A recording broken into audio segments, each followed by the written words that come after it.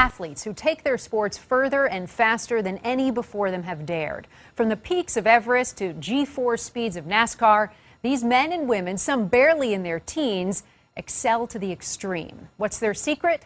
Dr. Sanjay Gupta finds out in this week's series, Extreme Living. He begins with Scott Jurek, an ultra-marathoner, one who tackles races of more than 150 miles a pop and one of the fastest runners in race history.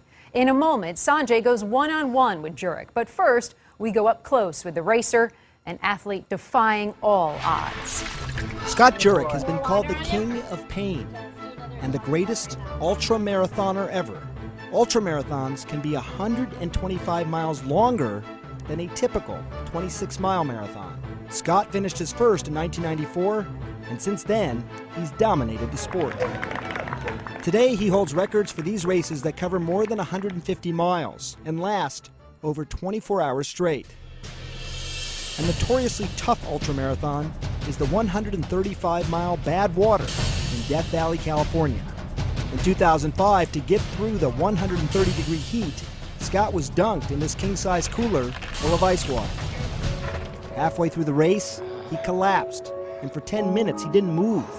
But he managed to get up and not only finish the race, but shatter the course record. Scott says it was his mother Lynn who taught him how to persevere. She died last March after living with multiple sclerosis for 30 years. So what propels you to be able to do some of these things, running the distances you do? A lot of people wouldn't even dream of it.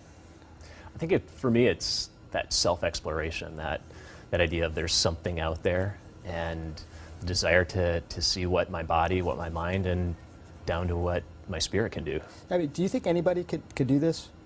I think anybody can run an ultramarathon, and I know really? that's. I mean, because I was reading all about you, and the first thing I thought was, I don't think I could ever do this.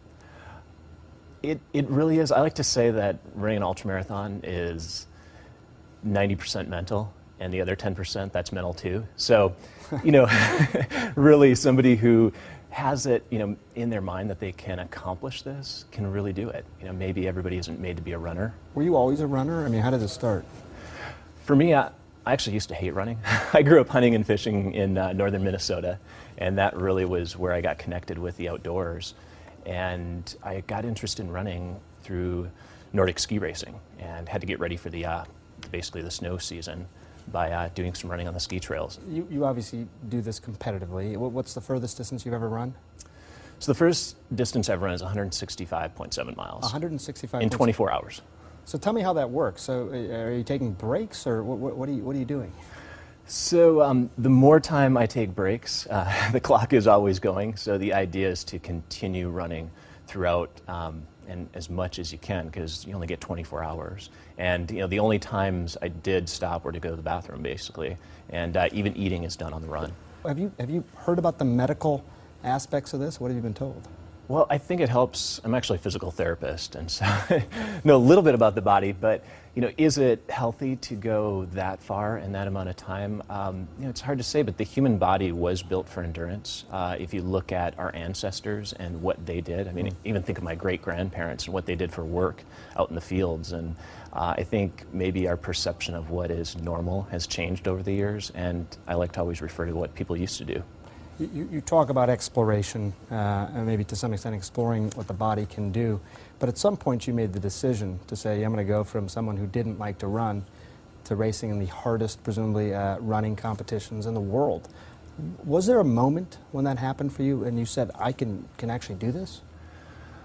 I think it was probably after my first 50-miler, after my first ultramarathon. I'd run a marathon, and then a month later decided to do this 50-mile race. A buddy of mine, Dusty Olson, said, you've got to try this out. And at 20 years old, most 20-year-olds aren't thinking about running 50 miles. But after I had completed that, I said, of course, never again. Right. But it was after a few hours, and I was like, I think I can be pretty good at this. Are you competing when you're out there? Are you competing against the other racers, against yourself? Running away from something?